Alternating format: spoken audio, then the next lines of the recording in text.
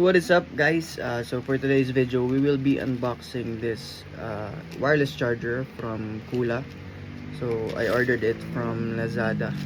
You can check out the link nandun sa description na lang. Dito ba dito? So yun, buksan ko muna.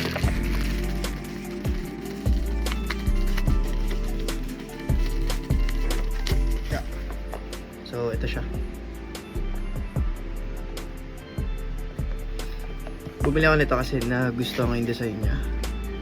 Yan. Ito yung design niya. Hindi siya, non-slip siya. Binili ko siya kasi malaki yung base niya.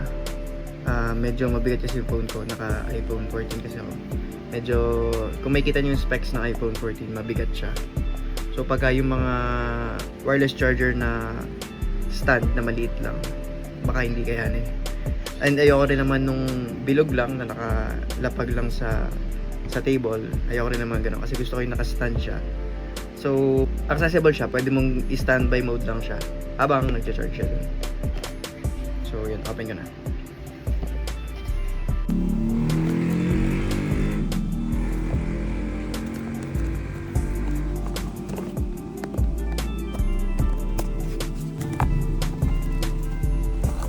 So, ang kasama sa kanya ay isang Type-C charger, tapos yung stand.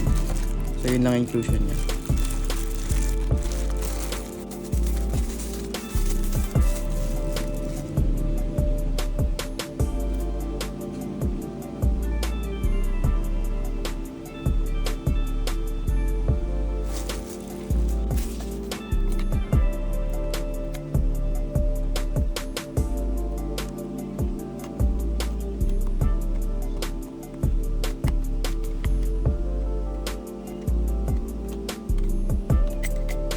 Hindi ko nagustuhan yung design niya dito.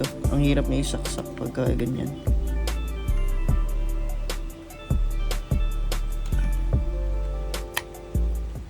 Mahirap niya isaksak, hindi siya accessible kasi may harang na ganito.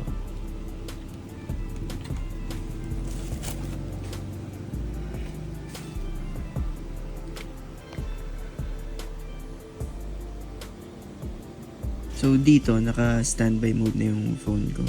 Kung naka iPhone 12 siguro, 12, 13 or 14 or 15, hindi siya advisable na naka portrait siya na i-charge kasi yung camera niya malaki. Not sure ako sa 12 kung magiging problema ba yung camera niya.